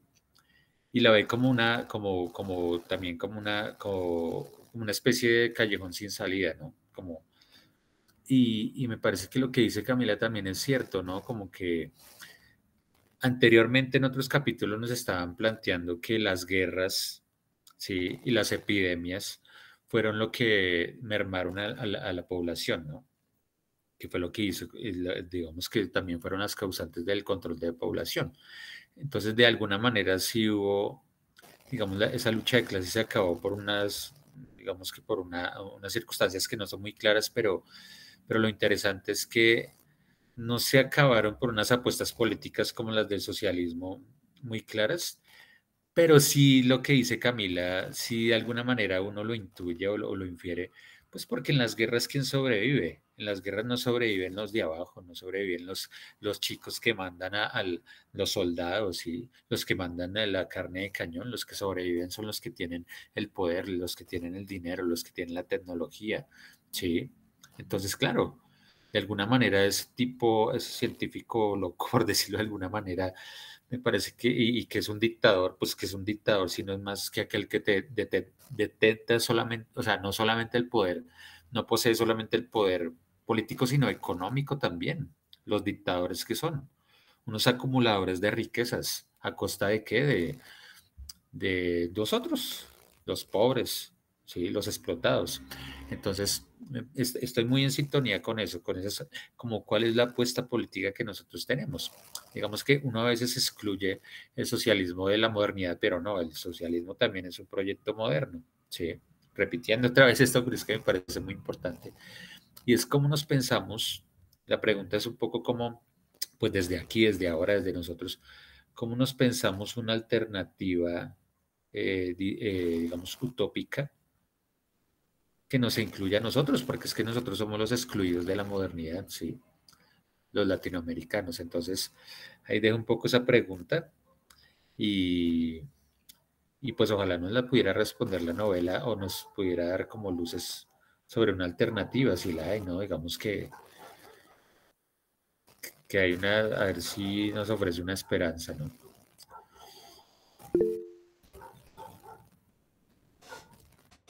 Muchas gracias, Alexander. Frank, lo escuchamos.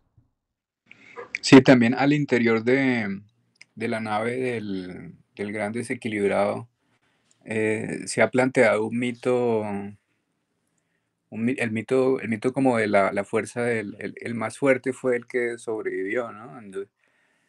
Y el mismo que nos cuentan, ¿no? O sea, si no fuera por la guerra no habría internet, pues. Si no fuera por la guerra no habrían microondas y pendejadas de esas. Entonces, em, eso también es como que ese mito alimenta ese personaje, ese personaje, como que esa fuerza de atracción hacia los otros, como ese evolucionismo. em, es decir, que si olvidamos esa forma de evolucionar del más fuerte y esas tonterías, pues sí, entonces puede haber un culto o alguien así que llegue después y diga, no, pero es que como se pusieron a hacer otras cosas y se olvidaron de la fuerza, pues mira, aquí estamos. Entonces, y a pesar de que ellos son dos, ¿cierto? Em, Todavía están asustados por el magnetismo de esa fuerza y ese discurso y esa tontería de que ha evolucionado, o sea, sin haberles demostrado una fuerza física superior o algo así, mm, o ser un personaje gigantesco, o qué sé yo, o con poder sobre la mente, o cosas así, ¿no? Ya los redujo con un discurso ahí de, de babosadas sobre la evolución de la fuerza y tonterías de esas. Bueno, gracias. Muchas gracias, Frank. A propósito de eso, quiero señalar algo de ese gran desequilibrado que cuando lo leí no pude evitarlo y me reí mucho. Porque es la manera como habla el personaje. Después de que están hablando de lo del radium y todo esto, ahí en la página 95 dice al final, en voz del personaje, pero yo he descubierto eso. Yo he arrancado a la fuerza cósmica su poderío y lo he puesto a mi servicio. Ahora soy un semidios.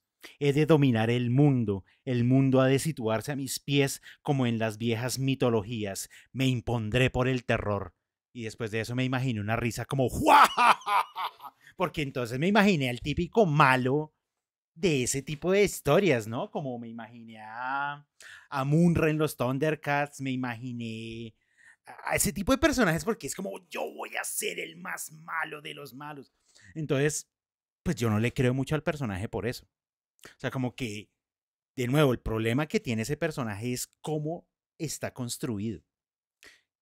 Que se siente un poco de premura en la manera como el autor fue elaborándolo y el tono que le puso.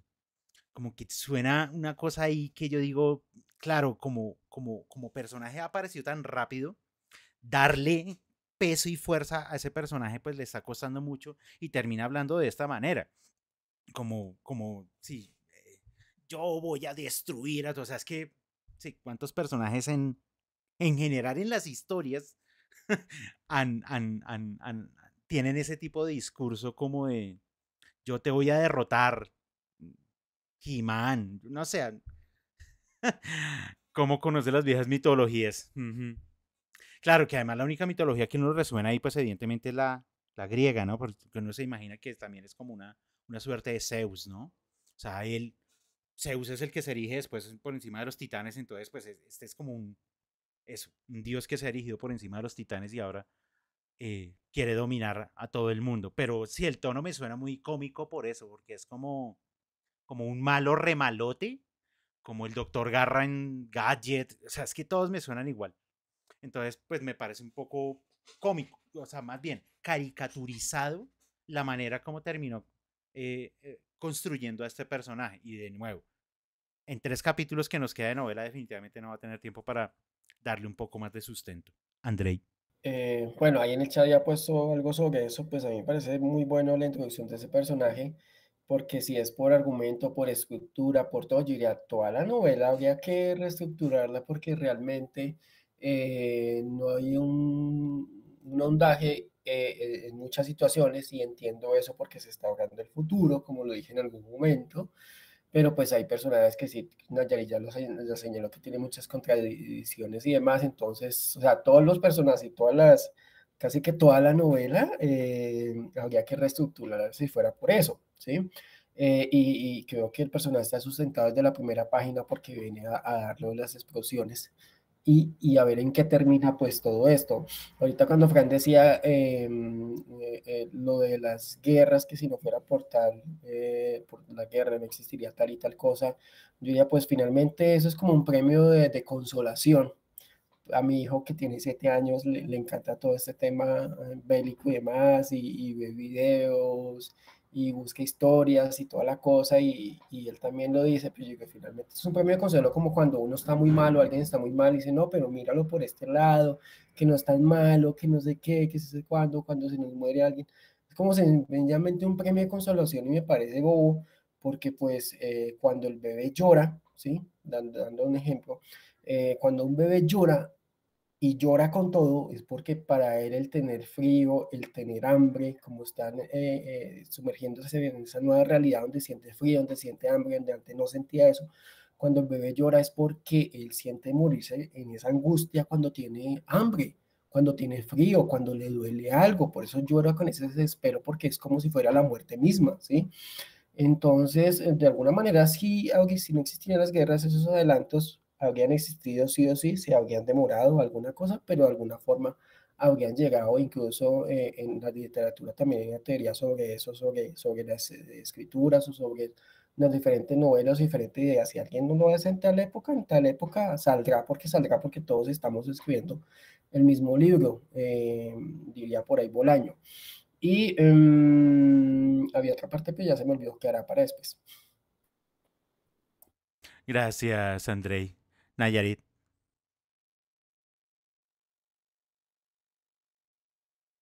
Otra de esas queridas inconsistencias que estoy encontrando en este trío de capítulos es la interacción, la forma de percibir al nuevo personaje por parte de Rogers y de Jota, porque al comienzo Rogers dice, no, estoy fascinado, este tipo pues se ve súper imponente, moje cuco, pero a medida que lo voy a hablar dice, no, mentiras, ya no porque ya me di cuenta que es un desequilibrado, me da miedo,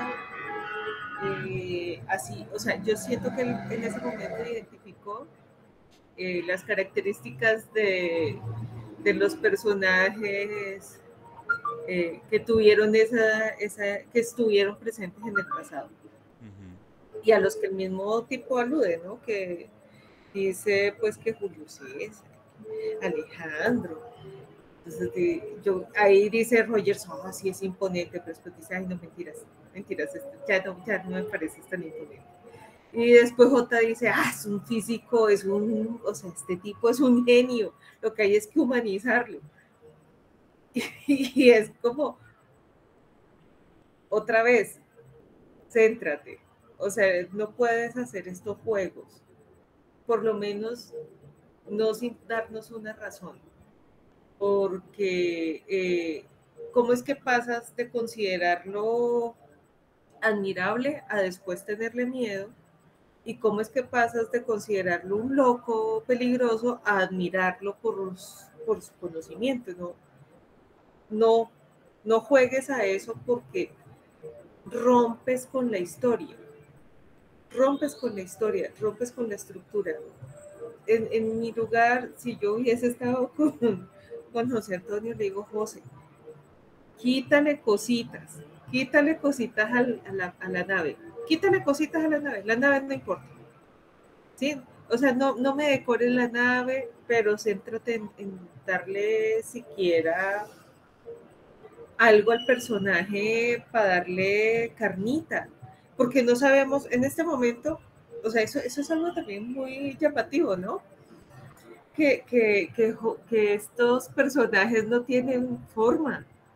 O sea, no sabemos, son altos, calvos, mechudos, monos, negros, blancos, ahindiados. De eso no sabemos nada, todo lo estamos imaginando. No sabemos. Es que, por ejemplo, el tono en el que habla este desequilibrado, ¿sí? Es un puro tono desequilibrado, en efecto. O sea, este lenguaje arcaico me hace pensar un poco en el Quijote, ¿sí? Cuando el caballero de la ilustre figura empieza a perder un poco la noción, cuando empieza su problema, que cambia tanto la forma de hablar, veo eso. Y esos detalles me duelen porque rompen el pacto que yo había hecho con el escritor desde el principio. O sea, yo venía creyéndote tu historia, yo venía confiando en lo que me estabas contando. Para mí era importante solucionar la duda de cuál era el origen de los ataques, si era terrorismo, si eran meteoritos, si era un azar de la naturaleza, pero yo necesitaba tener una respuesta. Ya me la diste, te la compro. Pero por favor, no me hagas esto de ahorita, cambiarme, hacerme tantos cambios. No me cambies tanto la redondez de los personajes, porque es que eso hace que la trayectoria que traían se me descoloque. Y entonces el encanto que tenías, o sea, yo cuando estoy leyendo este libro estoy comprando un espejismo.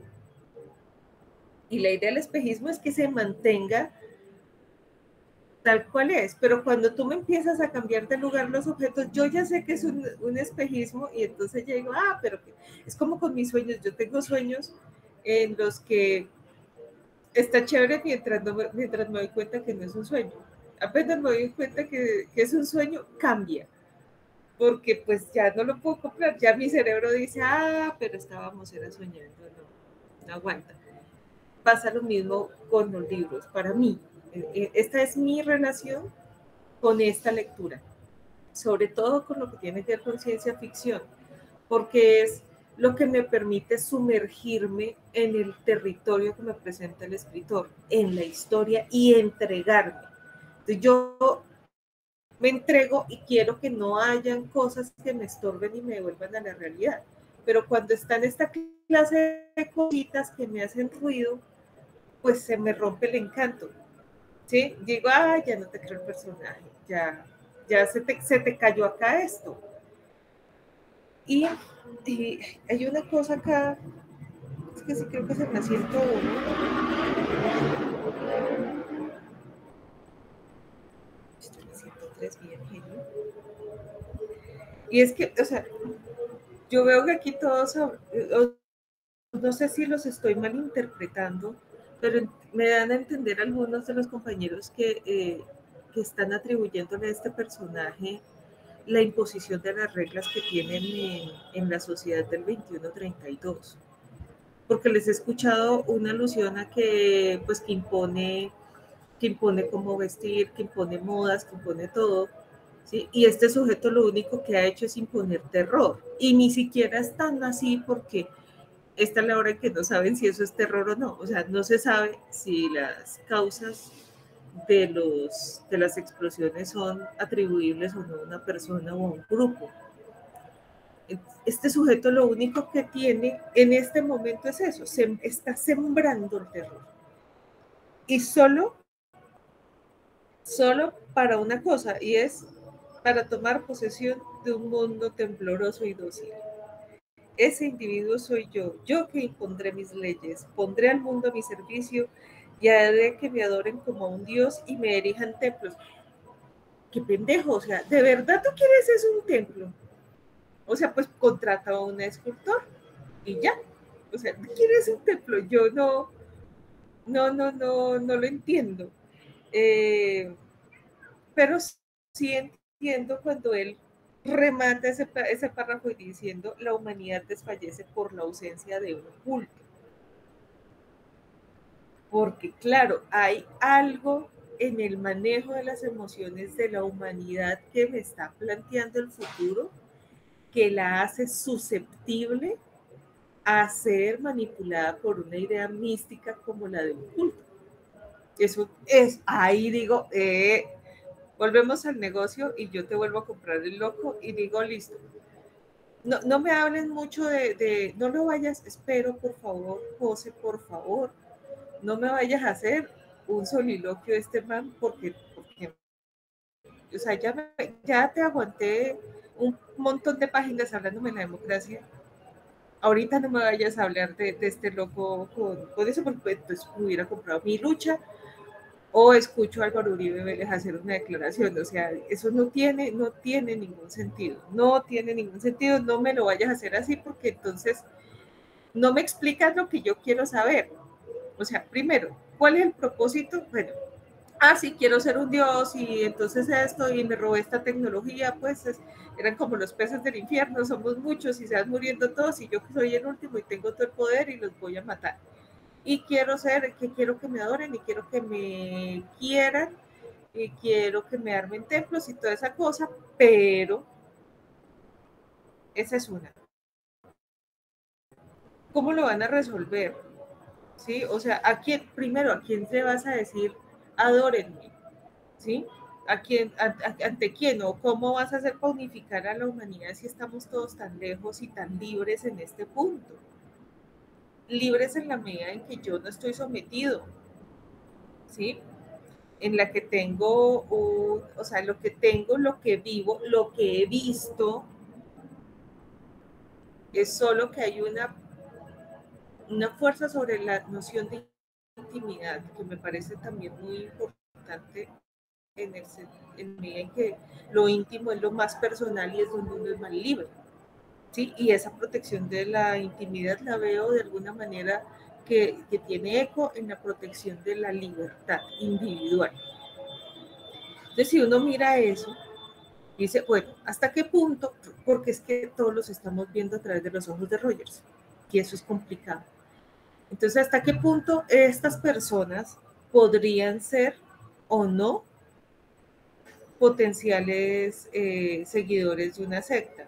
Si todas las personas son como han aparecido Gu, Bar y el otro, que también tenía, creo que Barreto, Gutiérrez y el otro que era como Vargas. Si estos son la representación de la humanidad del futuro, no caen fácilmente en un culto. Porque si tú ves sujetos que tienen ideas afiladas, que tienen un nivel de cultura y un ejercicio profesional, y tienen conocimientos, y uno les ve criterio dentro de lo poquito que muestra Rogers.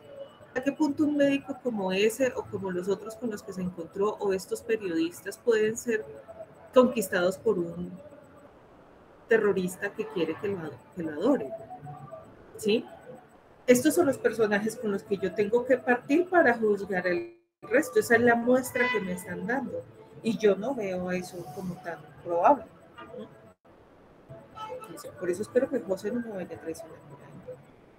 Pero, pues, he tenido peores decepciones. Está igual muy chévere. Está muy chévere ver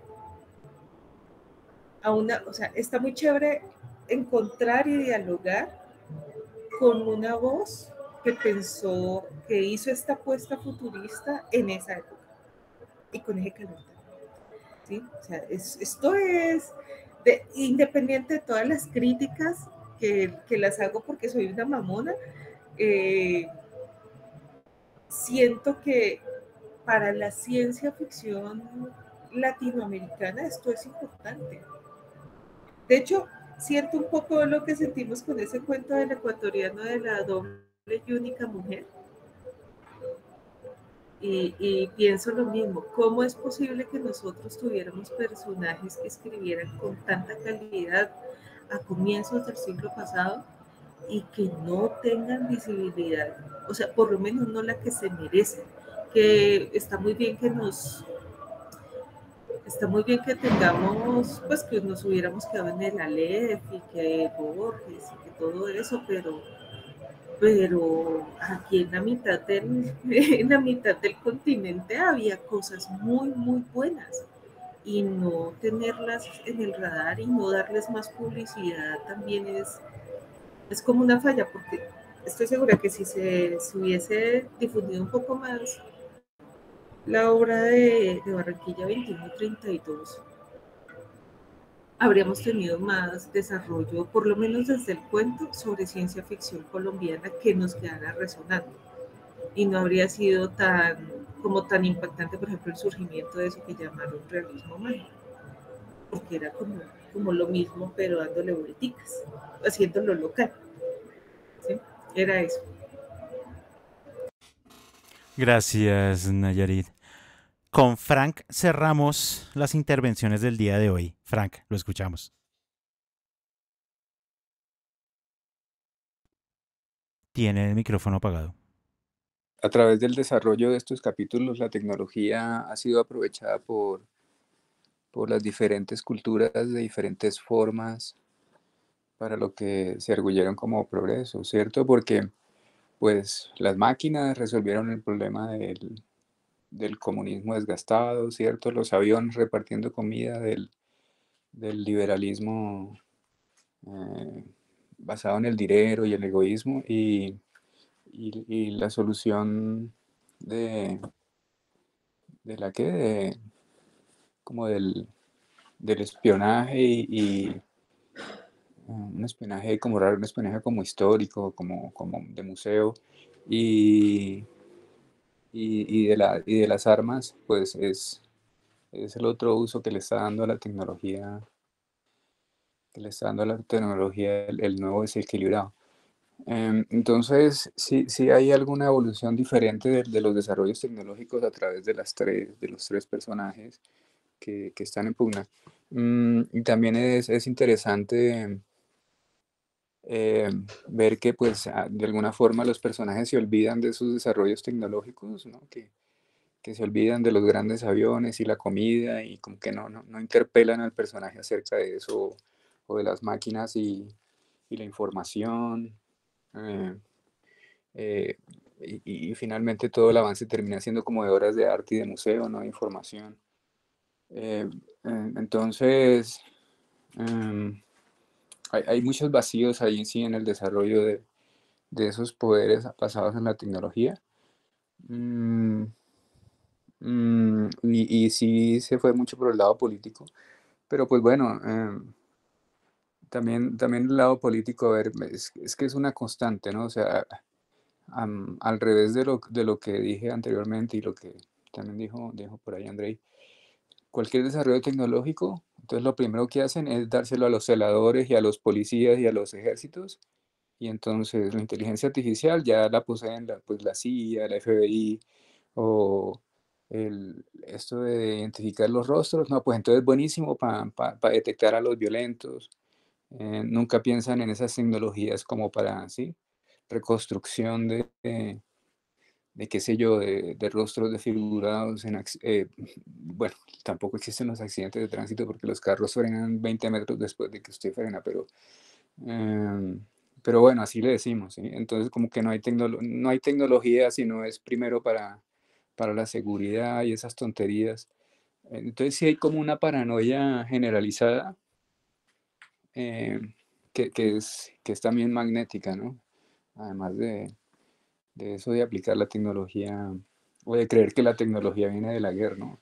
De hecho, el día o sea, eran un par de locos de pilotos de pruebas que se clavaban de cabeza desde la estratosfera, nada que ver con el ejército, los que salvaron ahí a Estados Unidos de la flota japonesa, o sea, entonces, eh, mm, ese impulso, esa pasión de los seres humanos de curiosear de forma distinta, ha sido el gran motor. Estaríamos mucho más lejos sin guerras, mucho más lejos sin guerras. Seríamos mucho mejor humanidad sin guerras, o sea, ¿no? Entonces, muchos más países unidos, o sea, seríamos, empezando por Colombia ya, sería la gran Colombia todavía. Entonces, sí hay cosas que reflexionar acerca de este tema de los conflictos, las crisis, los avances, las protestas, y el poder a través de la tecnología, que de pronto se desarrollan en los otros capítulos, ¿no? Muchas gracias, Frank. Antes de irnos, les voy a tirar un datazo que no hablamos el día de hoy, pero que ténganlo ahí presente para los 3 últimos capítulos que nos quedan. J.Gu hace parte de la policía. Además de ser periodista, trabaja con la policía. Y eso yo supondría que puede ser relevante para lo que van a terminar discutiendo en los 3 últimos capítulos. ¿Recuerdan el momento cuando llegan y dicen, ay, sí, no, que es que la policía entonces es una cosa supranacional y que entonces está al servicio de las empresas, y de repente en esa charlita que tienen ahí cortica llegan y dicen, no, pero yo hago parte de ella? Y uno es como, ¿what? Y eso es justo antes de ir a la nave esta voladora del gran delirante. Entonces, ese dato conservémoslo, porque creo que también va a ser fundamental para... vamos a ver. Hay que esperar a los 3 últimos capítulos que nos esperan dentro de 8 días en este encuentro, que además, les recuerdo, es nuestro último encuentro de este ciclo, de José Antonio Osorio Lizarazo, para leer los capítulos y charlarlos, evidentemente, 13, 14 y 15, el cierre de la novela, para ver cómo se resuelven todos estos conflictos de lo que hemos hablado, cómo cierra la historia, cómo cierran las reflexiones. Seguramente le podremos dedicar también unos minutos del próximo encuentro como hacer un balance de la novela. Ya tenemos obviamente, y hoy se han puesto sobre la mesa varias posiciones y discusiones acerca de como qué tipo de novela realmente es la que tenemos entre manos, pero yo creo que ya teniendo todos el cierre de la misma, creo que podremos tener ya una visión mucho más completa de la propuesta de José Antonio Osorio Lizarazo con Barranquilla 2132. Damas y caballeros, como siempre, agradecerles por su asistencia y participación a este espacio. Ustedes saben que este espacio es de ustedes para ustedes. Nos vemos dentro de 8 días para el cierre de este ciclo. Pásenla bueno, descansen, disfruten. Muchas gracias. Feliz noche. Adiós. Adiós.